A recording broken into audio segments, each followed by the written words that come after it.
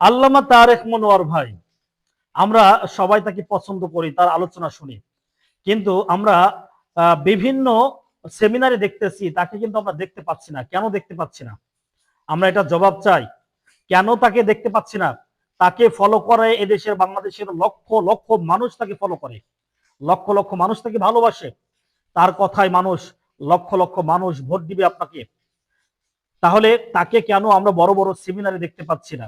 আমরা এই প্রশ্নের উত্তর চাই। আর এই সমস্ত আলোচকদেরকেও কিন্তু ময়দানে নামাতে হবে। আমরা যারা রাজনীতি করছি তাদেরকে বলছি, বাংলাদেশে যারা পপুলার বক্তা আছে, আলোচক আছে, যাদের কথা মানুষ শোনে মানে, এই সমস্ত বক্তাদেরকেও কিন্তু এই ঐক্যর আওতায় আনতে হবে। তা না হলে আমাদের যে স্বপ্ন, সেই স্বপ্ন কিন্তু বেতা হয়ে যেতে পারে।